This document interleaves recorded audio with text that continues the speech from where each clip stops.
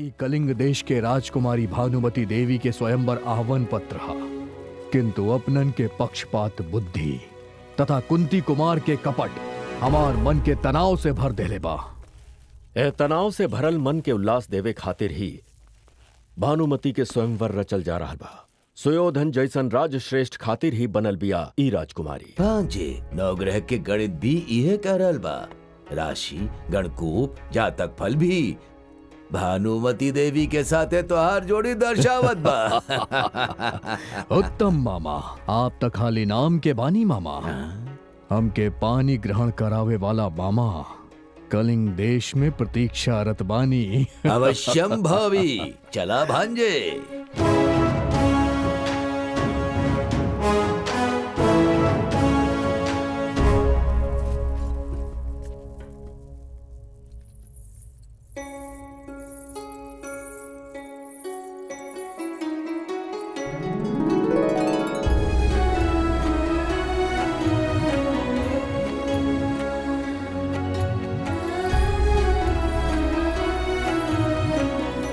उपस्थित राजाधिराज, हमार सुपुत्री भानुमती सुगुना सुकोमल सौंदर्य के रानी। दर्पण दिखा के ई चंद्र के परिचय दे रहल बाड़े। भानुमती के रूप लावण्य के शब्द में वर्णन कैला संभव बा। हमार सुपुत्री स्वेच्छा से वरमाला जौन राज्य श्रेष्ठ के गला में डाली उहे ओकर पति होखी। भानुमती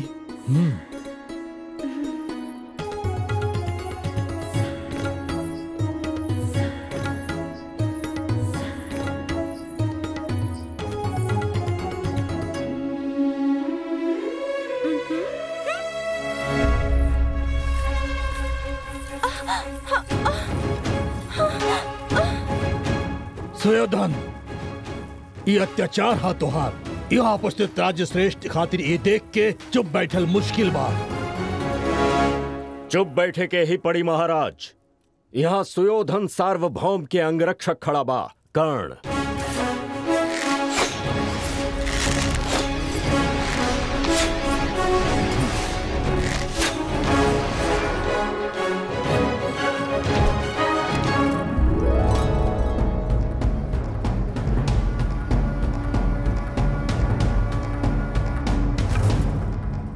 पांडव के राजसूय यज्ञ कौरवन के स्वागत करे खातिर हमके आवाहन लिख के भेजले बाड़े उ लोग के बाड़े ही पांडव।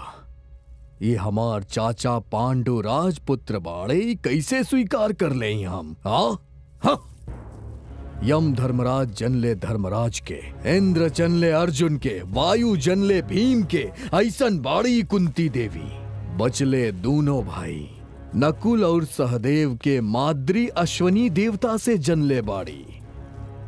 ई मर्यादाहीन लोग एगो चक्रपुर राज्य में भिक्षाटन करके जीवन बितावत रहले। वो द्रौपदी से 5 जन मर्यादा विहीन होके पाणी ग्रहण कर ले। हमार पिताश्री के करुणा दया से मिलल इंद्रप्रस्थ पे राज कर रहल बाड़े। राजसु यज्ञ उनकर आह्वान हमके भेजले, हम कदापि ना जाइब। ऐसा ना बोलल जाला, ना ही केहू से पूछल जाला, चले के ही पड़ी। ना जाए से ही यज्ञ का रुक जाई सुयोधन। अग्रज मना कर रहल राजसु यज्ञ में ईर्ष्या व सुयोधन ना आइले। बार बार ऐसा निंदा करी है प्रजाजन, यही से जाय के ही होखी भांजे। ई विवेकहीन पांडव नया सभा या माया सभा जैसन कुछ निर्माण कैले बाड़े, ओके देखे के चाही भांजे। उनकर बल के परखे के बातों के, ओकरे बाद बल के प्रयोग करे के बातों के। उत्तम मामा, उत्तम।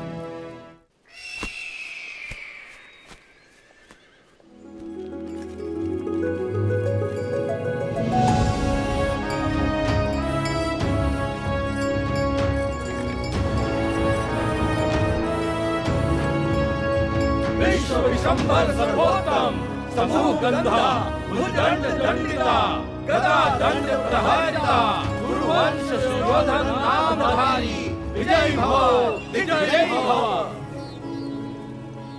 अनुज भीम, हाँ अंग्रज। गुरु सार्वभौम के माया सभा अतिथि गृह में ले जा। जौन आज्ञा। आइए।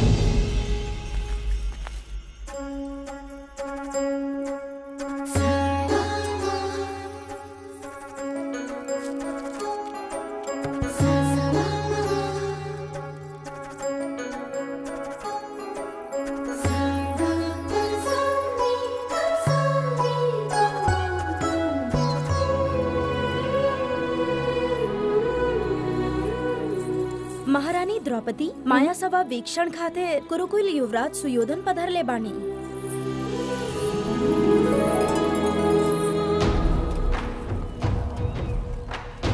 सुयोधन अंदर प्रवेश करा।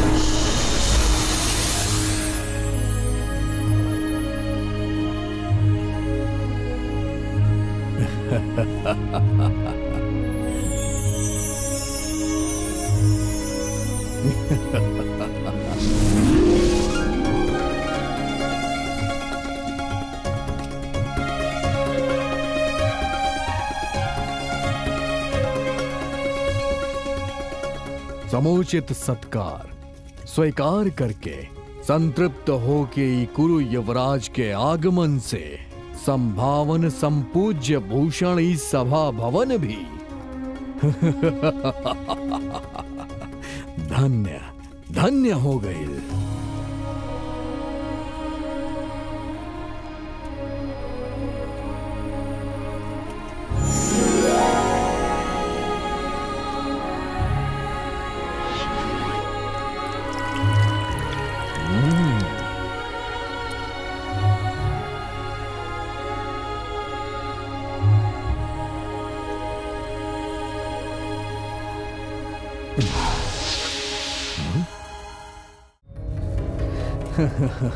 अद्भुत अकुंठित निर्माण चतुराई से करे वाला ए माया ब्रह्मा, इस शिल्प चातुर्य नाता ब्रह्मा जी के हा ना ही विश्व ब्रह्मा जी के ना ना, किंतु पांडव हत्यारन की भव्य भवन कैसे मिल गए?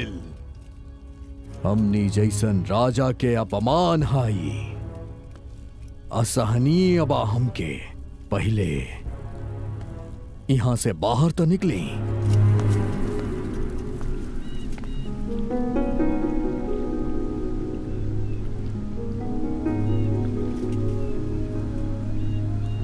महल के मध्य अति सुंदर जलधारा इत शास्त्र विज्ञान ही प्रतीत होत बा।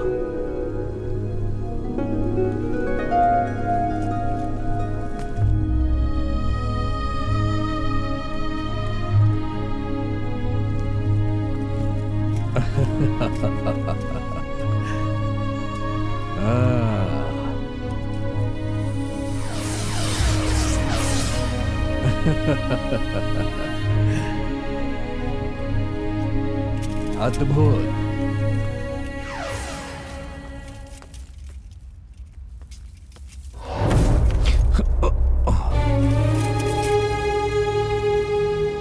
यहाँ के हो बात आना हमारी अपमान के केहू देखलस तराना। ई पांडव ई माया सभा के निर्माण ही हमार अपमान खातिर कपट से कई लग रहल बा। ई माया सभा से निकले के द्वार के हर बा।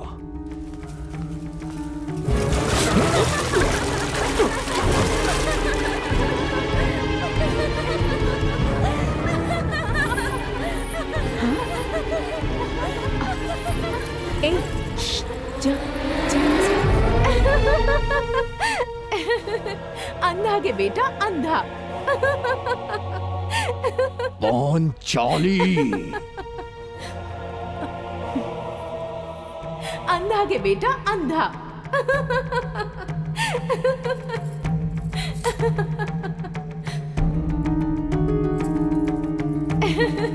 अंधा के बेटा अंधा।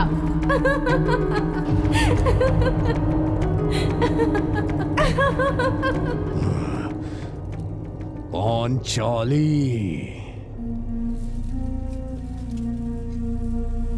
पांच पति वाली, ऐसन दुस्साहस, इतना अहंकार। ज्येष्ठ भ्राता बानी हम पांडव के, हमरा साथे परिहास। पांचों भाइयन के साथे एक एक करके सैन कक्ष में जाए वाली लज्जा ही नारी। ई राजाधिराज राज मार्तंड राज गंभीर सुयोधन के उपहास कैलू पांचाली। जैसे हाथी कुत्तन के भौंकल सहेला वैसे ही हम भी सह लेनी।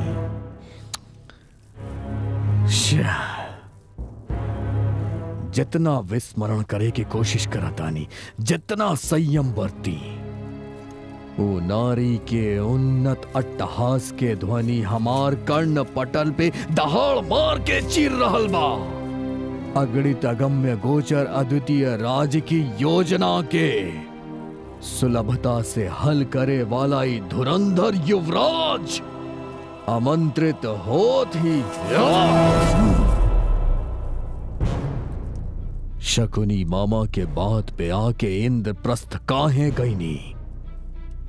माया मर्म समन्वित पांडवन के माया सभा में पदार्पण काहे हम कईनी। उही दुर्मुहूर्त में आके दुर्मति द्रुपद पुत्री दुरहंकारी करके हमार उपहास तू भूल कर देलू। हम सह ना सकेली, ना सह सकेली। चार समुद्र सतह के धरणी पालक के अब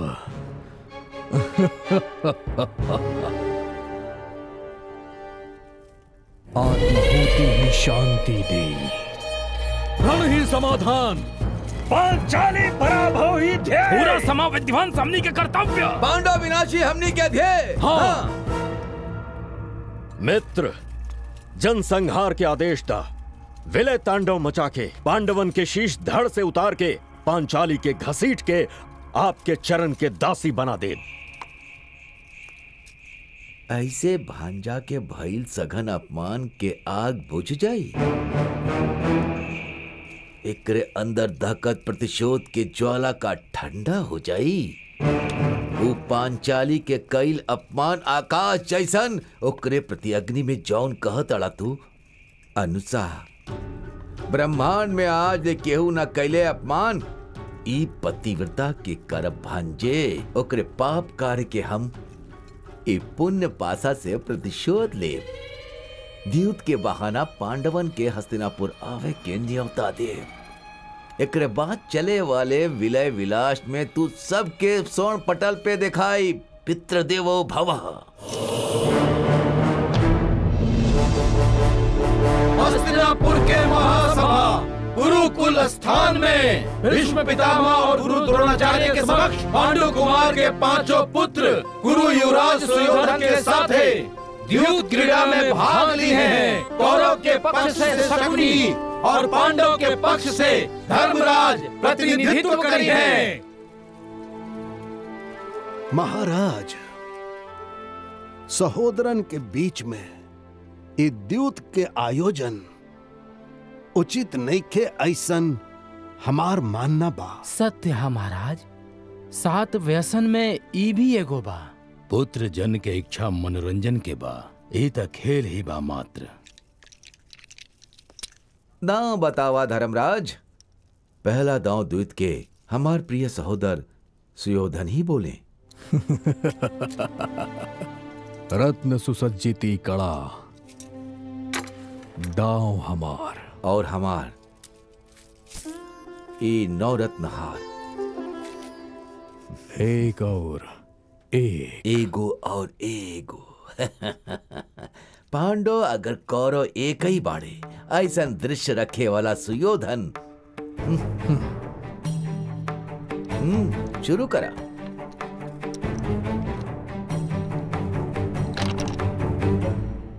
उत्तम, जीत भइल धर्मराज के।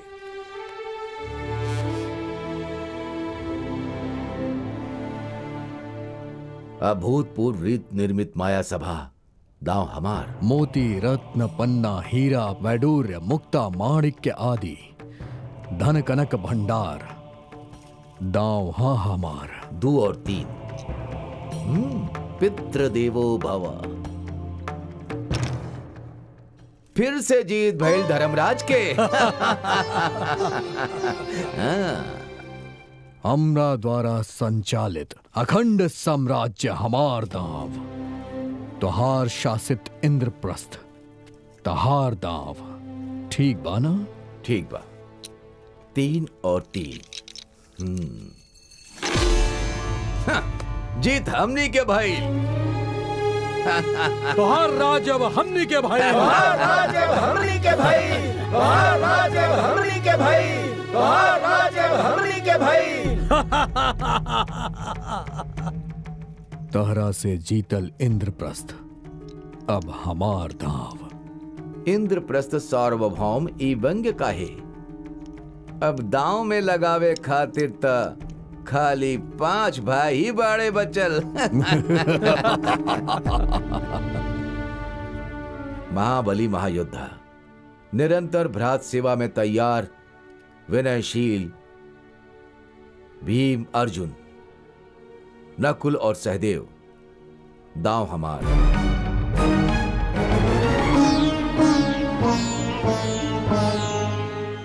दो और 3।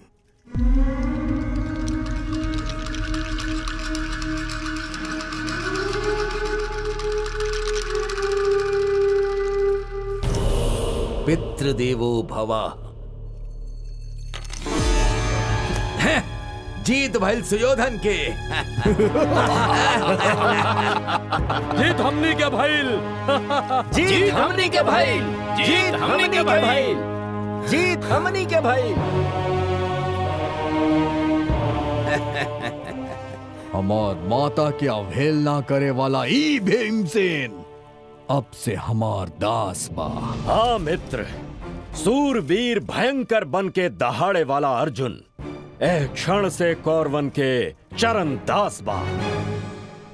धर्मराज, बोला तोहार अगला दांव, खुद के हम दांव पे लगावतानी।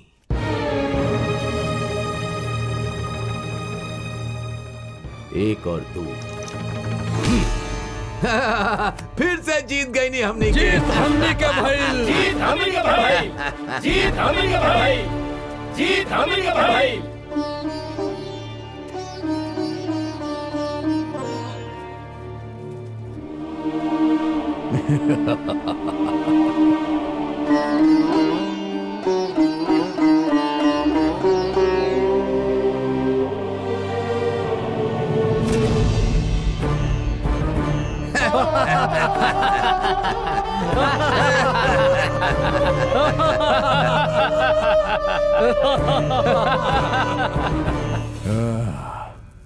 उठल सर अभिमानी के अब शर्म से नीचे गड़ल बा। धर्मराज, तोहरा लगे जीते के एगो मौका और बा। ई पांडवन के कहानी खत्म भइल। आतुरता का है दुशासन, धैर्य रखा धैर्य। उनकरा लगे दांव लगावे खातिर अनमोल एगो सामान बा। मामाश्री। हाँ हाँ धर्मराज, तोहरा लगे जीते के मौका बा। राज्य धन अनुजन के हार गईला, बाकी अर्धांगिनी बाड़ी अभी तोहरा लगे। अद्भुत मामा जी। ए दास। महाराज, इनकर अप्रासंग द्युत किरणा देख के परले के पूर्वाभास हो रहा है। तब पांचाली से कर ग्रहण करके तू लोग राजा बनला। आज पांचाली के दांव पे लगा के फिर से तू लोग राजा बन सकेला। हाँ। सारा संपत्ति तू लोग फिर से प्राप्त कर सकेला और सहोदर सहित दास से मुक्त भी हो सकेला। ठीक बा, हमार सहधर्मणी द्रौपदी के दांव पे लगा बतानी।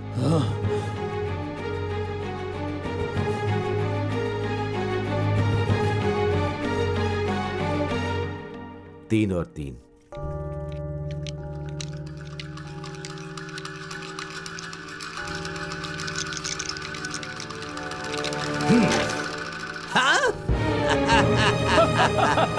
उत्तम मामा जी। जीत हमने कही भाई।